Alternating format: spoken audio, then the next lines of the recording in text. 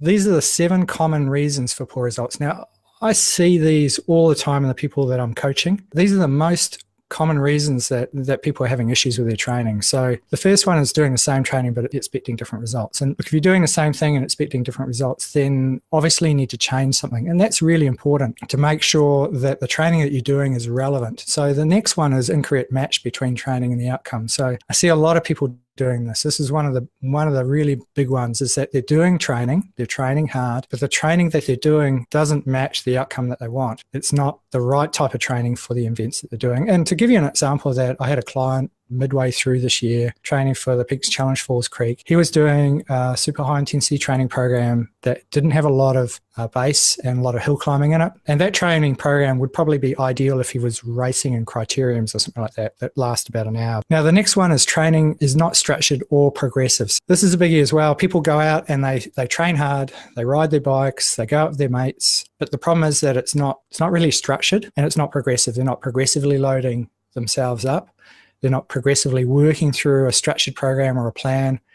And there's really very little direction to their program. I mean, obviously they're riding the bikes, they're putting time in, but it's not efficient. And that's the next one, not training efficiently. So, doing junk kilometers. They're out there training hard, riding their bike, but they're not getting any progress with it because the training is an incorrect match between what they want to do and what their outcome is. So the next one is poor development of technique. This is a real biggie. Cycling is really like swimming in that a lot of it's about technique. In our programs, we actually spend a lot of time working on functional strength on and off the bike. We work a lot on developing really good technique, and that means that you become a lot more efficient with your riding, and I'll cover that off a little bit later on as well. Then poor focus on leg or core strength. Now, this is a real biggie. Now, in today's society, a lot of the athletes that we're coaching are desk-bound, so they're behind a desk all day, or they're working in jobs where they're not very active. So they don't have the sort of strength that we used to see 20, 30 years ago. So we actually in 2007, we developed a program, I'll talk a little bit about it later on, a functional strength training program that we used in our remote coaching programs that we were dishing out to the cyclists that we were coaching to enable them to get up to speed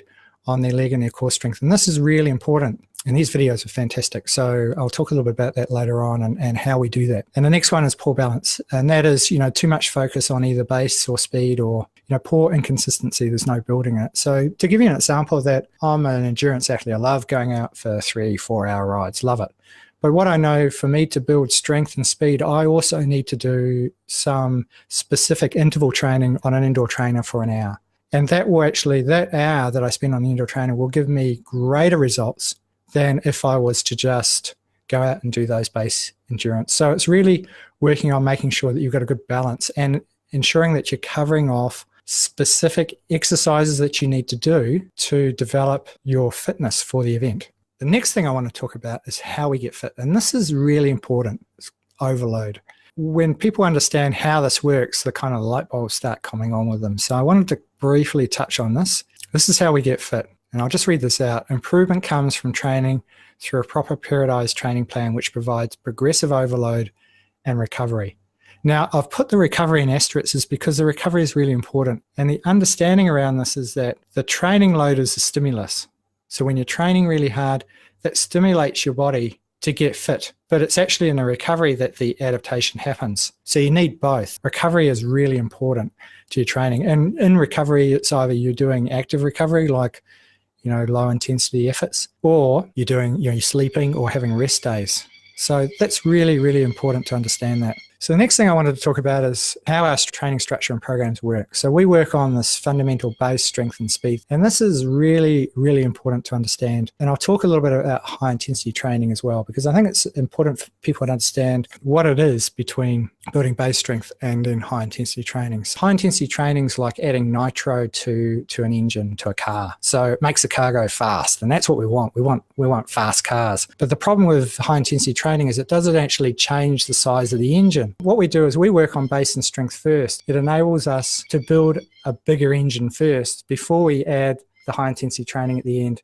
or adding the nitro. Imagine you've got a small car with nitro in it. Without the nitro, it's going to struggle over hills and those sort of things, and you've got to work it pretty hard. But with the nitro, it's going to get over those hills a lot better, but you really got to stress it to do that.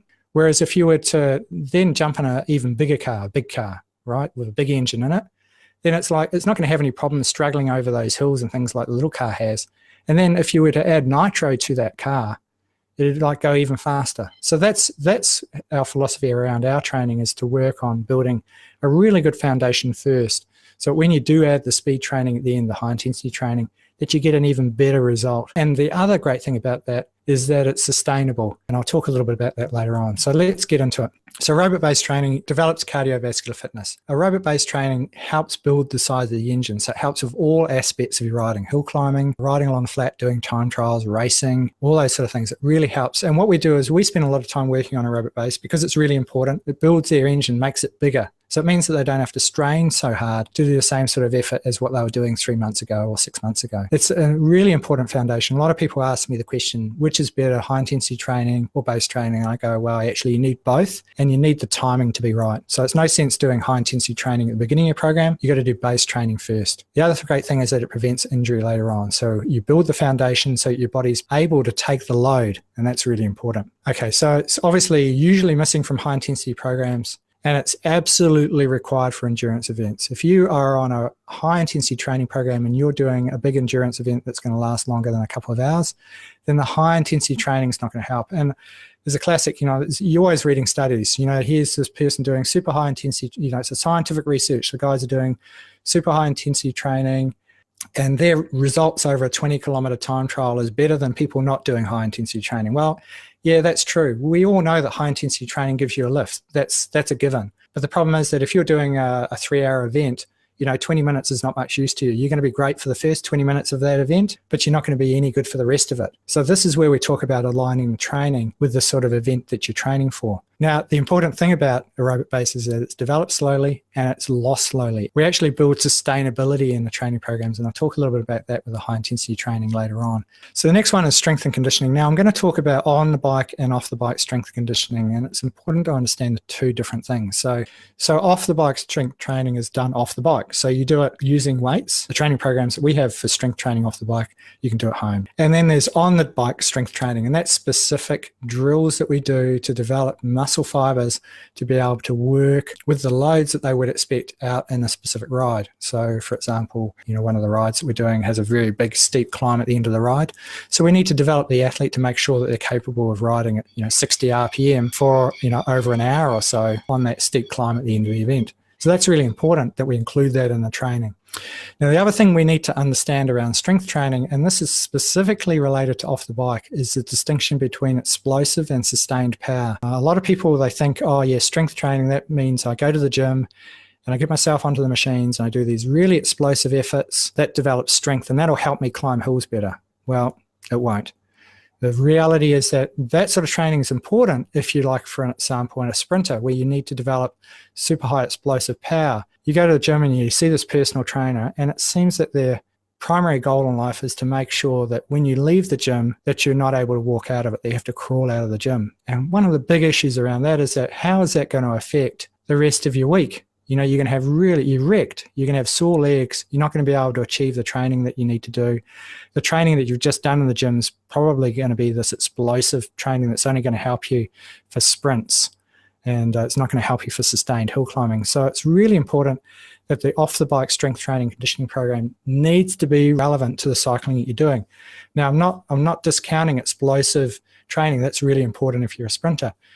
But if you want to improve your time trial or you want to improve your hill climbing where you're putting out sustained power, we need to work on the foundations of strength and conditioning and do the training that's specific for those sort of events. Now, a lot of high-intensity training programs don't have the strength and conditioning component in them. On our programs, they have our functional strength training that we do off the bike, and then we do specific strength training drills on the bike as well. Now, the great thing about strength training is that it's developed slowly and also lost slowly as well. So it means that the training that we do last year helps you with the training that you do this year. It's sustainable. It's all part of building that bigger engine too. So when I talked about the aerobic and the strength training that we do, it builds a bigger engine. So it makes it easier for the engine to ride over those, challenging parts of the rides.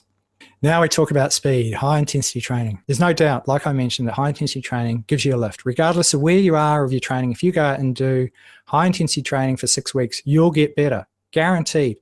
But the problem is that if you do that on not a very big base, then you can only get a small lift. You're only putting nitro into a little engine. So it's much better to develop a bigger engine and then add nitro to it. Now, the other thing about high intensity training is that it's not sustainable. You develop it really quickly, but you also lose it really quickly. Because one of the things about high intensity training is that you can only go so far with it. After about 6 to 12 weeks is about the maximum you can do high intensity training for, and then you have to back it off and do base training. And that's a well-known fact. So if you look at the last thing I mentioned on here, poor base and strength equals a poor speed lift. If you've done no base and no strength training and you put high intensity training into your program, then you're going to get a lift, but you're not going to get as good a lift as if you built it up first. So that's really, really important. So the next thing I wanted to cover off is where to go from here. Like, you've probably got a whole lot of questions around, right, well, what do I need to do now that I know there's a whole lot of stuff that I need to do? So I just wanted to show you our members area, and this is where the next step is if you're interested in taking your training further. So what I'll do is I'll jump into it and I'll show you around what we've got available to our clients. So here we are in the members area. This is on the website. This is a live website at the moment. And once you've signed up, you get access to all this content, and I'll go through it very quickly. So the first thing is that you can start your training program. In the start, you can select or switch, download, and then ask questions. So I'll just show you. This is where you start your training program. We've got these 12-week coaching programs on. We've got aerobic base builders, hill climbers, time trialists, crit racing, road racing. And we've also got event-specific programs. And we've actually got a maintainer program that I'm going to be releasing fairly soon as well that's not detailed here. And that's for people that are training off-season, so like during winter and stuff like that. Just keep them fit. It means that when they start training again, that they're in a really, really good position. So that's where you can start, and you just select the program here. And what will happen is after you've selected that and press the submit button, you'll get a weekly program that's detailed, and in it it's got, you know, the day of the week. This is just an example, the indoor training session that you're doing on which day, all right, and then a video content. So there's video or a PDF document that goes with this, and there's links in the email that you get that shows you how to do it. And then, you know, there's recovery rides, and then some information about what you need to do on the weekend. And also here's the functional strength training. So that's what a general program looks like. It's got some targets here. Now this is obviously one example. We've got different types of programs for different athletes depending on how much time we've got available.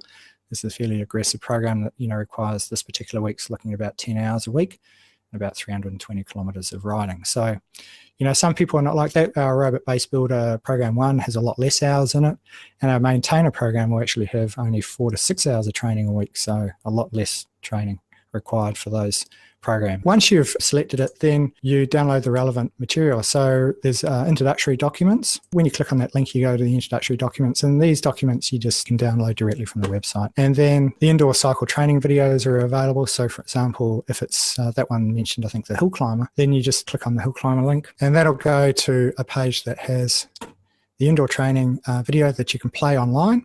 And then you can download the versions of it. So if you've got a mobile device or a computer you want to play it on, a lot of people like that offline. You just download the electronic version of that and just upload it to your iPhone or your iPad and watch it there, or your computer. And then in that training session, I'm actually riding with you through the session. So it's like I'm almost there in the room with you. And you notice that people are asking questions about that particular exercise. So, and you'll notice that there's stuff happening here as well. This is our forum. So you notice that people are asking questions about all sorts of stuff in the training, and I'll talk about that a little bit later on.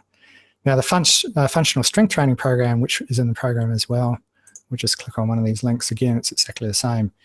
You know, this is functional strength training that we developed specifically for people. They can do all this stuff at home with basic weight training. And again, you can download these videos and stuff. We've got the forum. So this is where you start asking questions about your training, providing feedback on how you're going. So it's not just a program that's got a dead end to it. You're actually interacting with me, and we're working through the programs ourselves. And there's obviously a lot more discussion around that. People asking questions about training. We've got these live seminars. I'll talk a little bit about that later on. So there's all sorts of discussion happening. And people are also using this forum to meet up with other riders in their local area to go for rides. So we've got a group forming in New South Wales. We've got one in Adelaide. We've got one in Melbourne here that are using the forum to discuss rides that they're doing and stuff like that. Now, we've just started working on the new Matt Brindle functional strength training. I've just posted this today. So this is the new Matt Brindle functional strength training that we've just updated. So in 2007, we developed the original one, and then we've just doing a release of the brand new ones. This is pretty exciting. So I've just posted that up there this morning. Now, there's also a learning area. So, we find that some people, they want the training programs, but they want to understand how it all works. And, some people just want the training programs and that's fine. And other people, want to understand how it all works. So in this area here, there's a whole lot of information around, nutrition and weight loss. There's video content. We've got our 15 fastest ways to improve your hill climbing. Got a complete guide to home training. This is a massive area full of, it's about 60 indoor training workouts and PDF documents. We've got a whole series of videos in here about high performance training, a lot of content, and then a whole lot of stuff about cycle racing tips for those people that want to obviously learn more. And we're releasing information to this area all the time.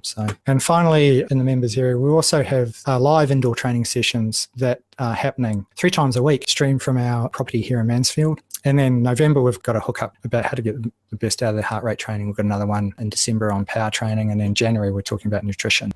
So thanks very much. I hope you found that really interesting. To find out more information and to sign up, please read the rest of this website page.